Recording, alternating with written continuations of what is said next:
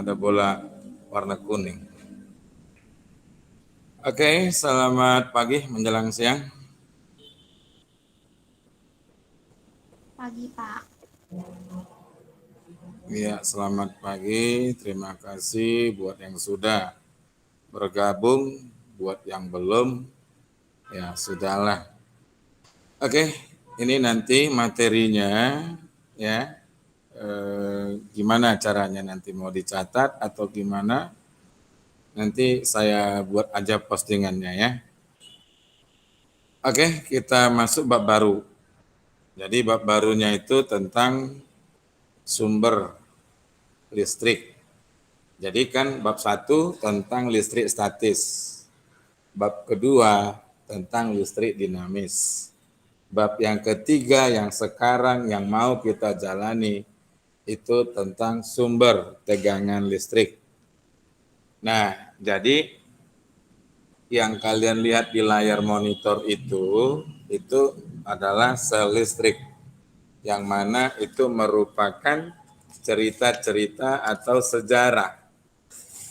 Ya, cerita-cerita atau sejarah cukup untuk diketahui saja ya. Cukup untuk diketahui dan kalau bisa intinya diambil ya.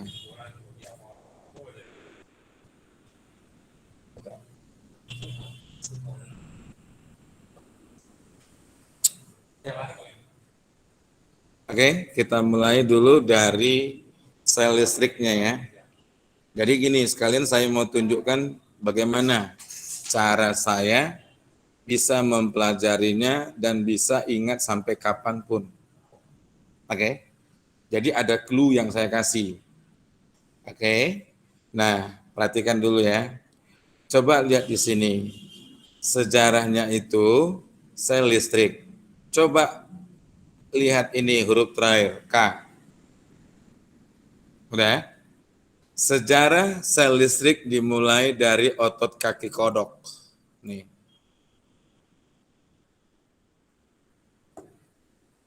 Oke, gampang kan? Jadi sejarah tentang listrik itu dimulai dari otot kodok. Ya, saya hanya ambil listrik huruf terakhir K. Itu clue buat saya. Nah, sekarang saya kasih sama kalian, mau ikut bagus, nggak ikut rugi. Saya mengajarkannya tidak perlu hafal mati. Yang penting intinya kita dapat. Kalau semua pelajaran kamu hafal, saya yakin kamu pasti jenuh.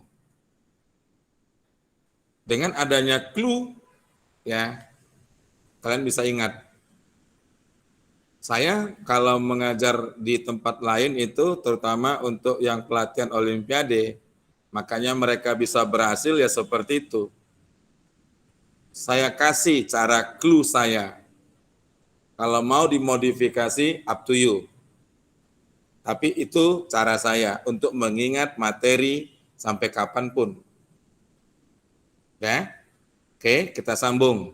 Jadi sejarah listrik itu dimulai dari otot kaki kodok. Ya. Nah, sekarang kita lihat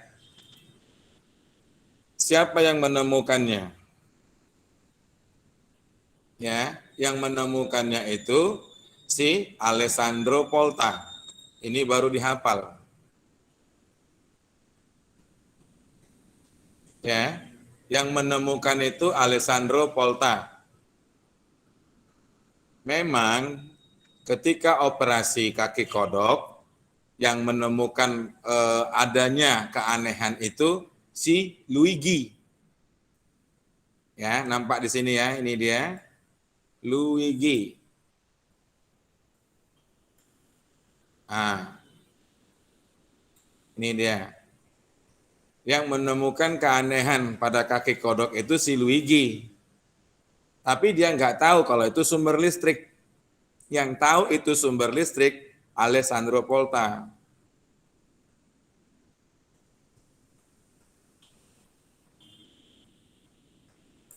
Nih. Nah, Maka lahirlah yang dilakukan si Polta dengan nama sel Polta. Ini dia. Oke, ada seng, ada tembaga.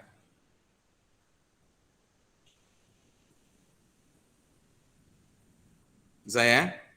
Ada seng, ada tembaga. Itulah percobaan Polta. Jadi satu bagian tadi udah hafal kan? Hanya dengan 4 poin aja.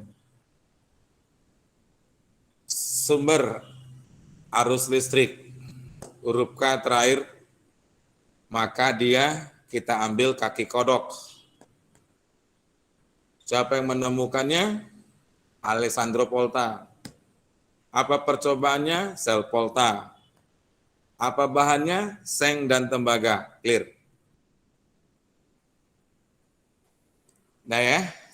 Nah, sekarang kita masuk macam-macam sel listrik. Oke, sengaja saya naikkan dulu, saya percepat slide-nya supaya nampak apa-apa saja selnya itu.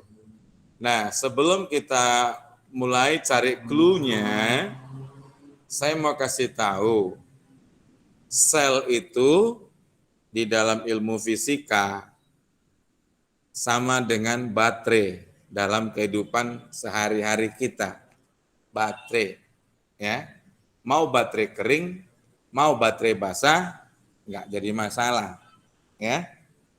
Nah, di sini ya dari macam-macam sel listrik ini yang perlu kita hafal itu adalah istilah anoda dan katoda. Oke, istilah anoda dan katoda.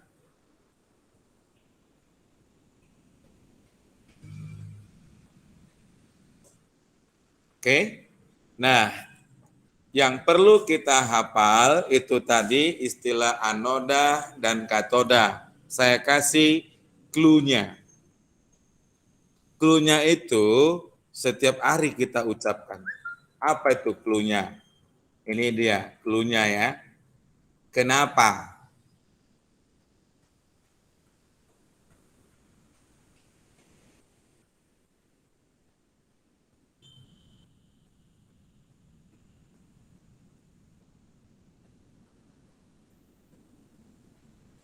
Nih, kenapa?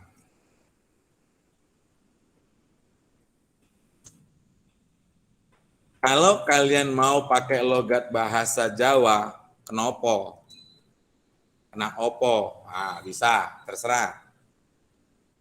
Tapi itu clue yang saya kasih sama kalian.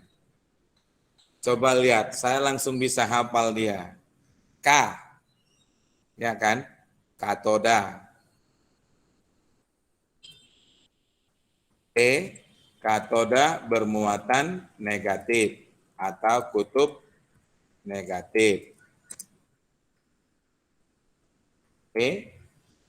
Nah, lalu ada anoda. Anoda. Oke. Dia kutub positif. Nih.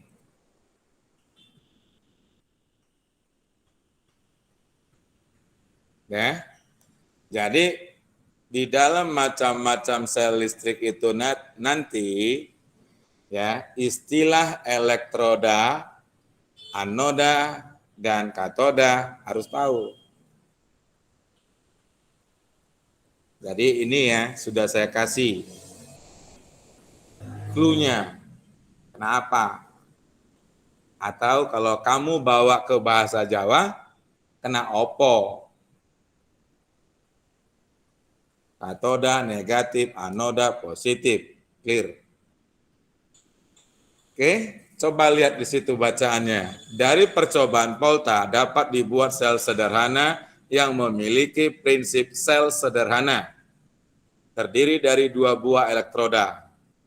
Elektroda positif disebut anoda, elektroda negatif disebut katoda. Oke? Dan zat yang berfungsi sebagai elektrolit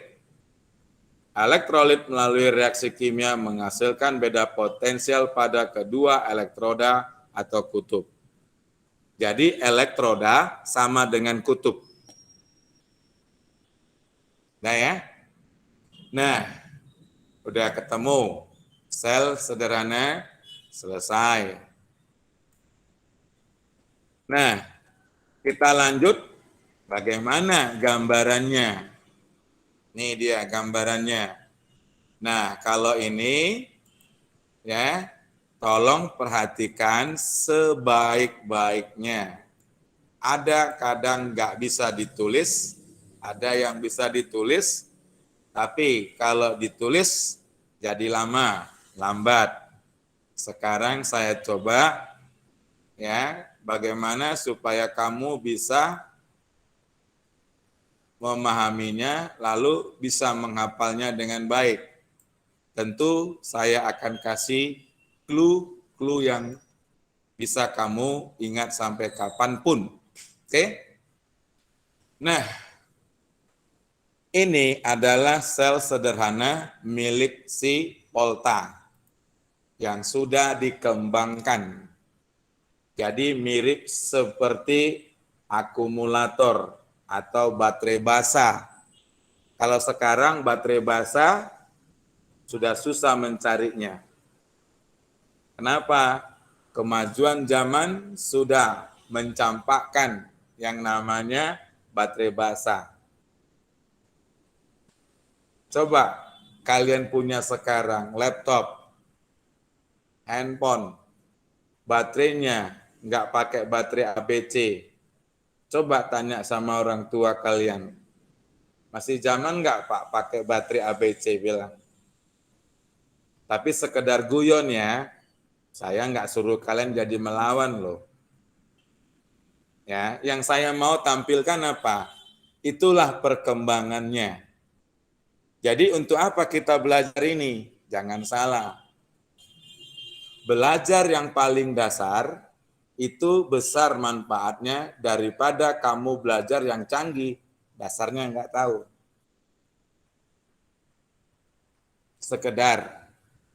Sekedar perbandingan saja. Coba apa yang dilakukan adik kecil kalian untuk dapat pertama sekali berjalan? Ada yang bisa kasih tahu jawabannya? Cecilia? Merangkak, Pak. Merangkak. Kalau si Nathan ya?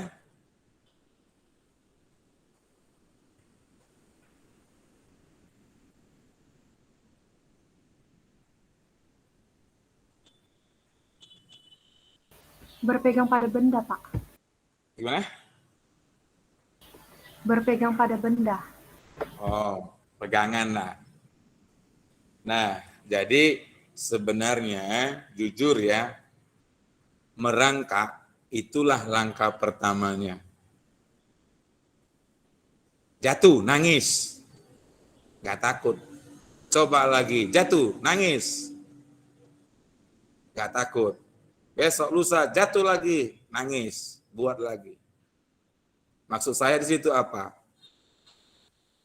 Dari dia tahu merangkak itu tadi, dia bisa berjalan. Walaupun jatuh, kan gitu ya. Jalan setengah meter jatuh, puk, nangis. Jadi itulah yang mau saya bawakan sama kalian sekarang. Yang saya mau bawakan, kita belajar yang namanya sel sederhana yang dihasilkan oleh si Volta. Nah, kita lihat ya, saya bagi 3 bagian supaya kalian gampang menghafalnya. Bagian pertama yang saya maksud adalah cairannya. Oke. Nah, cairannya itu nanti dinamakan elektrolit. Ya. Nama cairannya itu elektrolit.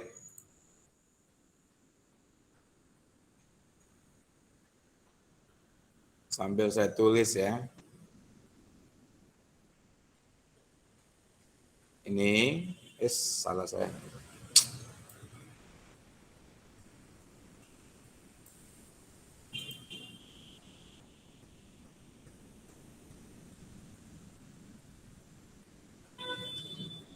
Oke, saya tulis di sini nama cairannya elektrolit. Jadi bukan air biasa.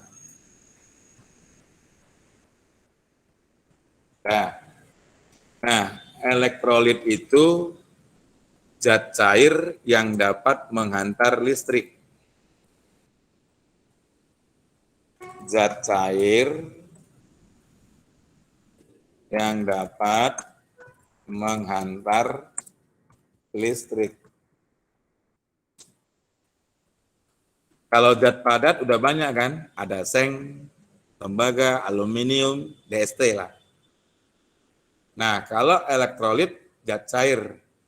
Mudah-mudahan di masa yang akan datang, di masa-masa kalian, ada gas yang bisa menghantar arus listrik. Jangan diketawai. Tidak ada yang lucu di dalam ilmu pengetahuan. Ilmu pengetahuan itu awalnya mimpi. Tapi kalau diwujudkan melalui kerja keras, bisa. Ya, kita bisa menikmatin ini semua, dulunya dimimpikan orang. Sampai diponis sudah gila. Tapi apa sekarang? Kita nikmatin, nggak ada yang aneh. Ya, jadi saya berharap di masa yang akan datang, bisa kalian ada yang menemukan yang namanya zat atau gas yang mampu menghantar arus listrik. Zat padat udah biasa, zat cair biasa, gas yang nanti luar biasa, ya. Biar bisa nanti kita buat nanti pasukan STAR. Oke? Apa saja jenisnya? Nah, jenisnya ini yang suka saya untuk kita jadikan clue buat kalian.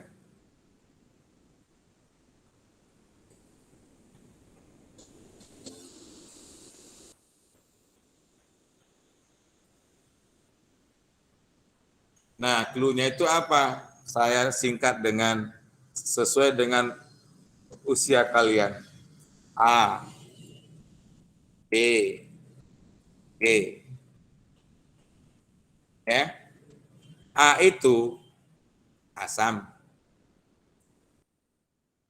B itu basa. Nggak pakai huruf H ya. Jangan ditambah. Nanti kalian tulis nanti basa. Wah, yang baca catatan kalian, ini guru fisikanya lagi ngantuk ini. Masa elektrolit ada basah pakai H? Jangan ya. Nanti kalian yang ngantuk nanti. Garam. Ini dia. Oke, jadi bagian pertama dari sel sederhana, larutan elektrolitnya, inilah clue-nya. Nah, kita masuk bagian yang kedua. Bagian yang kedua itu adalah elektrodanya. Nih. Oke. Nah, elektrodanya, ingat, tadi namanya kena opo. Kutub negatif, ya, itu katoda, kemudian anoda kutub positif. Oke. Nah, kalaulah kalian perhatikan gambarnya ini, sebentar ya, saya perbesar dikit lagi, semoga bisa kelihatan. Nih, kalaulah bisa kalian lihat, kan kutub negatif nih, tadi itu katoda. Ya, ada huruf N di belakang ZN. Atau manfaatkan konsonan atau vokal dari negatif. Elektroda negatif bahan bakunya seng. Nama latinnya zinkum.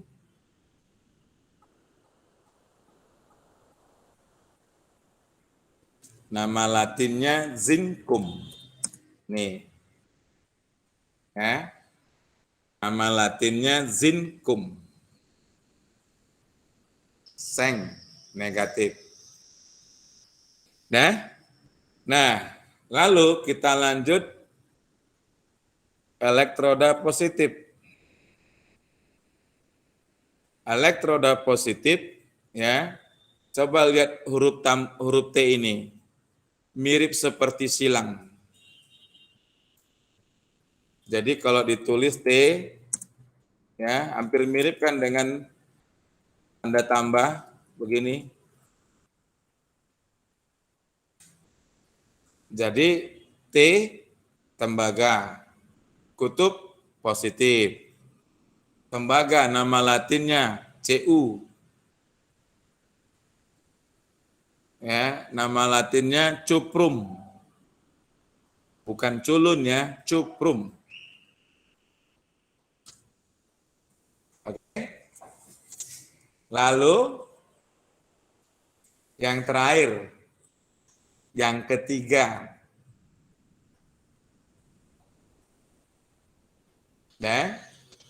Nah, tembaga atau elektroda positif akan berhenti mengalirkan arus listrik kalau pada kaki elektroda banyak ditemukan gelembung-gelembung udara atau gelembung-gelembung hidrogen. Seperti ini. Jadi dengan begitu banyak, ya sudah, berarti ditutupi semua bagian dari tembaga tadi. Alhasil tidak ada, ya, tidak ada cairan asam atau basah atau garam yang bisa diserap atau diterima tembaga. Jadi seperti dibungkus dia, mirip seperti itu. Nah, jadi itu yang ketiga. Mengapa baterai dikatakan dia sudah habis masanya, habis tenaganya, oleh karena elektroda positif ditutupi oleh gelembung gas hidrogen. Ditutupinya semua. Nah, itu tadi yang ketiga, terakhir. Baru kita masuk. Apa beda elektrolit dengan yang bukan elektrolit? Capek-capek cari larutan elektrolit isi air aja. Pasti kan kamu berpikir seperti itu. Jawabnya nggak sesederhana itu. Mengapa? Kalau dia bukan larutan elektrolit, ya, nantinya elektron atau muatan negatif dari seng tidak bisa larut ke dalam cairan. Kalau larutannya itu bukan elektrolit. Contoh, kamu isi air, mana mau elektron si zinkum keluar. Kalau dia keluar, sudah akibat gaya tarik hukum Coulomb. Hukum Coulomb, gaya Coulomb. Bukan hukum ya, gaya Coulomb. Muatan negatif ini tadi ditarik ke bagian positif sama si tembaga Cu. Barulah terjadi yang namanya aliran listrik mengalir, ditandai dengan menyalanya sebuah lampu yang sengaja dipasang seperti rangkaian yang bisa kalian lihat di layar monitor. Nah, seperti itulah caranya. Coba kalian bayangkan. Kalau bisa kalian ikutin tentang gambar ini, selesai. Ini juga. Ya. Nah, untuk jenis asam basa garam itu bisa kalian baca atau tanya guru kimia. Apa saja yang termasuk asam basa garam? Ingat ya, bukan saya tidak mau kasih, supaya kalian itu aktif melakukan tanya jawab dengan guru yang berkompeten. Misalnya materi itu tentang kimia, coba cari guru kimia. Gak dapat guru kimianya, jangan bego. Jalan-jalan di internet. Pasti jumpa bahan yang bagus. Tinggal kalian sabar. Sinyalnya goyang-goyang, batuk-batuk, macet-macet, sabar. Jangan langsung, aduh, sial, jangan. Cari asam basa garam itu, apa contoh-contohnya. Oke? Bisa ya?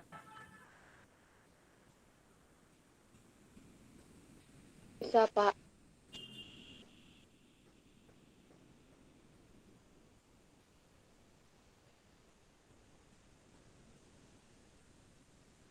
Ini les keberapa? Les keberapa?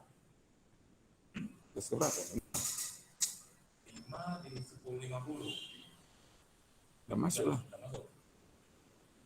Sambung terus nih. Oke? Nah, ini nggak mau saya kasih ya. Cari dong. Nah, kita masuk sel kering. Ini dia. Saya perkecil ya.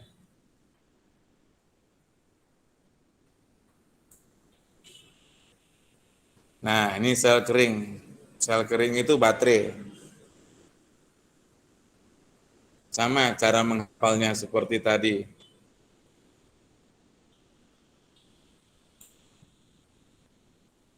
Coba Cecilia, bisa buat cara menghafalnya. Versi kamu aja. Ya, salah nggak apa-apa lah. Prinsipnya anak kecil tadi. Mau jalan, jatuh, nangis, biarin.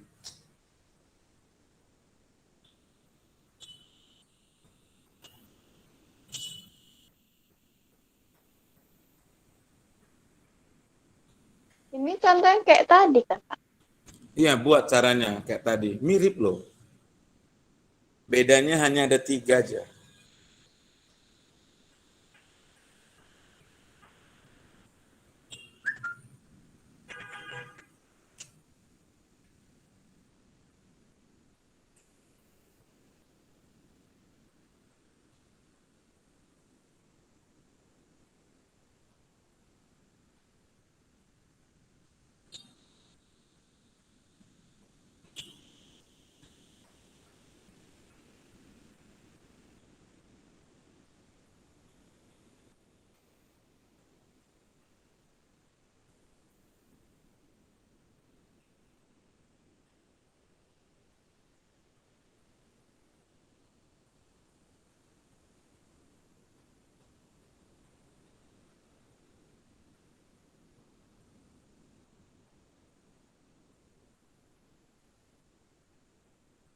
Atau Jose lah dulu ya.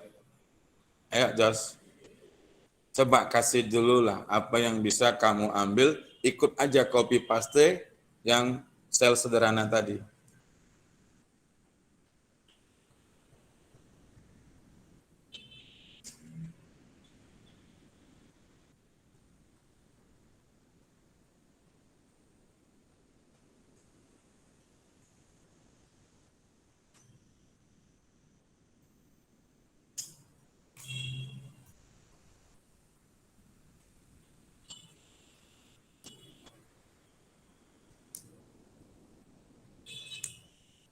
Oke, berarti belum ya, nggak apa-apa.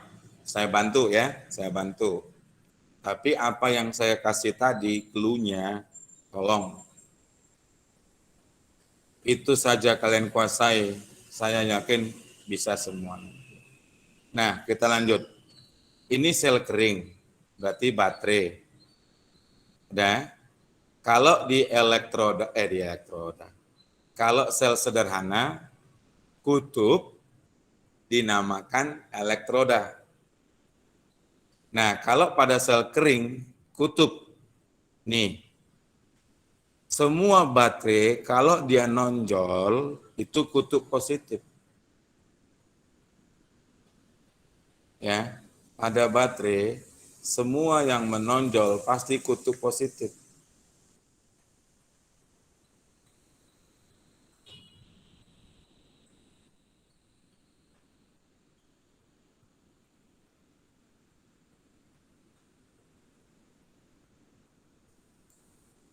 Nih. Nah, kalau menonjol pasti kutub positif. Berarti bahan bakunya terbuat dari tembaga. Ya. Nah, lawan dari tembaga siapa? Seng. Berarti negatif. Di mana? Di bawah ini. Ya. Seng di bawah. Dia agak masuk ke dalam. Jadi kalau misalnya saya gambarkan bentuknya, kira-kira dia nanti miripnya seperti ini.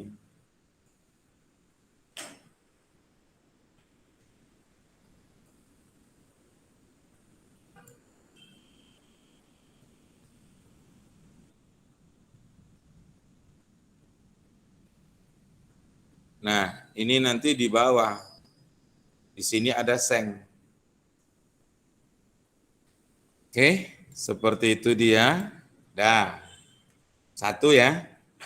Terus yang kedua. Kalau tadi elektrodanya itu ya terbuat dari tembaga dan seng. Kemudian larutannya ABG. Nah, kalau di sini penghubung positif dengan negatif itu nanti disebut batang karbon. Nih, batang karbon. Kalau kamu mau tahu batang karbon itu seperti apa, itu lihat pensil kamu.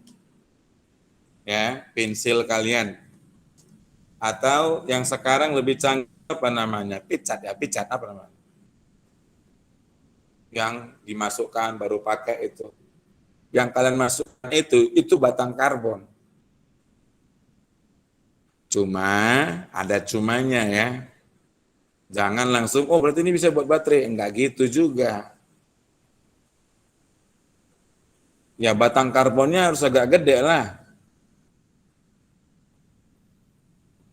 Kalau kamu mau mengharapkan 1 biji baterai, berarti berapa pensil yang harus kamu patahin? Nggak masuk akal kan? Oke? Nah, jadi penghubung antara positif dengan negatif pada sel kering itu batang karbon. Nah, kalau pada sel sederhana, penghubung positif dengan negatif adalah larutan elektrolit. Ya. Nah, pengganti larutan elektrolit itu supaya ini batang karbon bisa bekerja, dia harus dibungkus. Ya, dia harus dibungkus dengan apa? Ini. Bungkusan pertama, mangan dioksida dan serbuk karbon. Mangan dioksida dan serbuk karbon.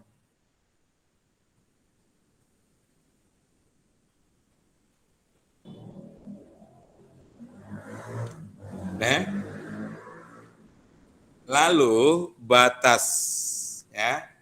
Batas pembungkus baterai dengan mangan dioksida itu diisi dengan amonium klorida. amonium klorida.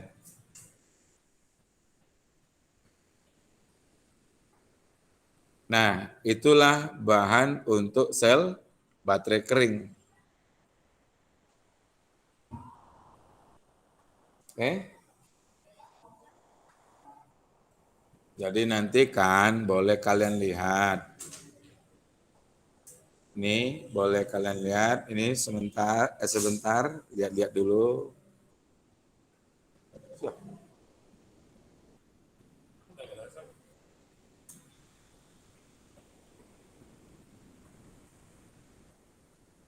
Ya, yang tadi saya katakan mangan dioksida, rumus kimianya ini MnO2.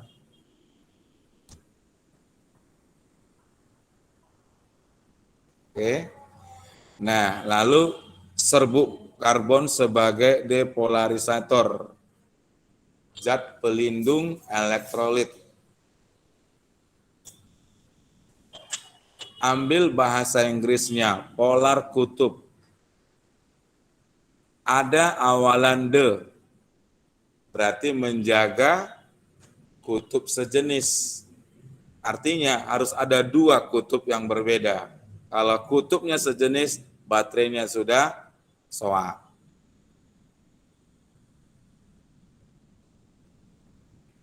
Oke? Itu dia.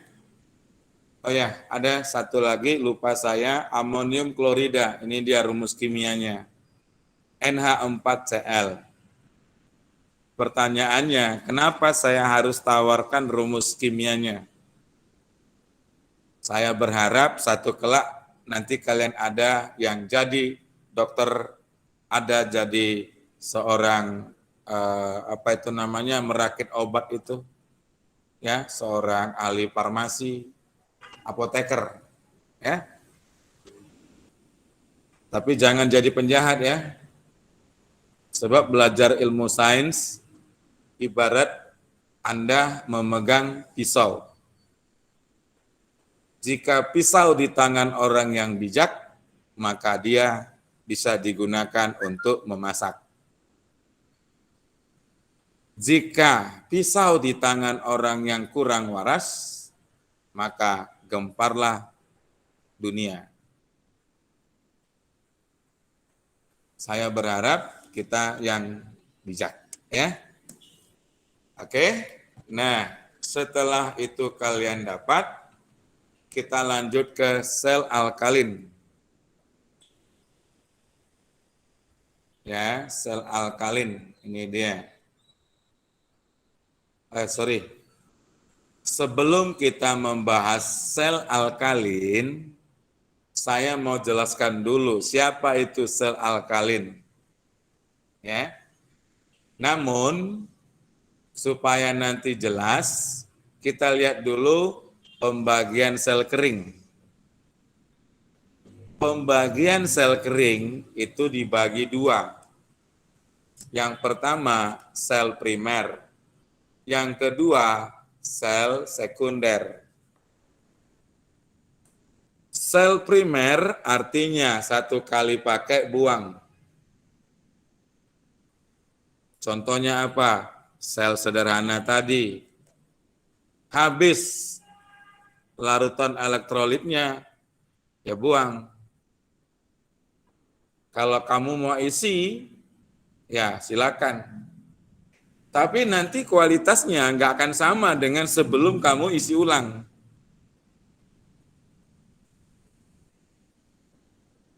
Ya, sama juga dengan sel kering karbon. Yang tadi di atas kita pelajari itu namanya istilahnya ya sel kering karbon tanda penghubung seng. Oke, lalu kita masuk sel sekunder. Sel sekunder itu sel yang dapat dimuati berulang kali. Karena reaksi kimianya dapat dibalikkan. Nah, yang termasuk sel sekunder yang ada di bawah, itu termasuk juga ke dalam baterai yang kita gunakan di laptop, baterai yang kita gunakan di handphone, pokoknya semua alat keluaran terakhir yang berbasis digital. Itu nanti masuk ke dalam istilah sel timbal asam nikat, natrium sulfida, dan lain sebagainya. Apalagi kalau kalian bisa ikuti perkembangan zaman. Sebentar lagi Indonesia akan berpartisipasi membuat mobil listrik. Nah, apa saja yang dibutuhkan di situ? Sudah pasti kemampuan kita mendesain, berpikir, kemudian mengenal bahan-bahan kimianya. Oke, jadi itulah untuk sekedar ya pembagian untuk sebuah sel. Nah, ini dia sel asam timbal, oke, dan seterusnya ini dia. Oke, ini nanti saya posting aja ya. Ya, saya posting saja. Yang penting tadi intinya di depan sudah saya kasih tahu. Ya, sudah saya kasih tahu. Jadi sisanya itu tinggal membaca.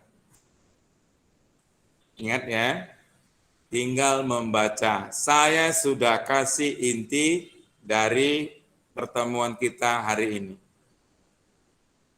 Semoga bermanfaat. Ada pertanyaan?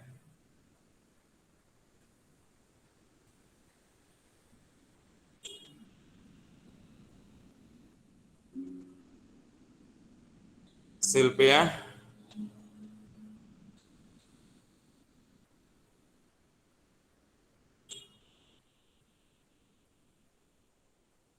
Oke, kalau nggak ada yang bertanya, Jose ada mau ditanya, Jos? Tidak ada, Pak. Nggak ada ya. Cecilia? Itu Pak yang tentang sel timbang asam tadi.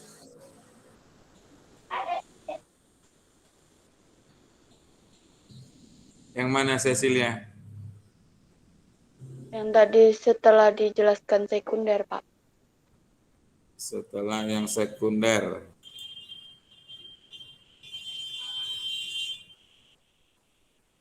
Ini. Iya, Pak. Kalau yang ini dihafal saja. Ini akumulator, ibaratnya ini adiknya sel sederhana. Ya, lakukan kalian caranya seperti yang saya sudah ajarkan pada sel sederhana. Caranya seperti itu. Enggak jauh beda. Hanya tinggal ya ada beberapa bagian yang diganti.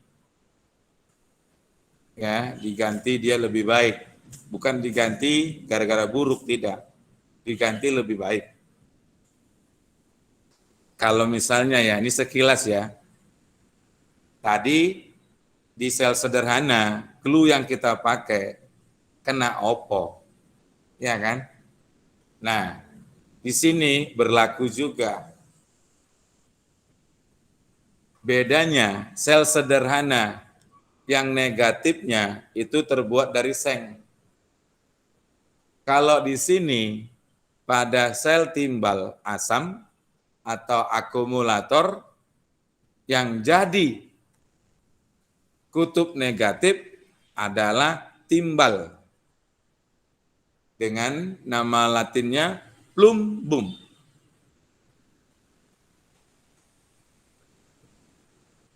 Saya tulis ya, plumbum. Plumbum.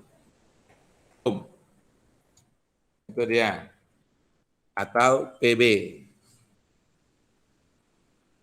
Sedangkan kutub positifnya namanya timbal dioksida atau PbO2.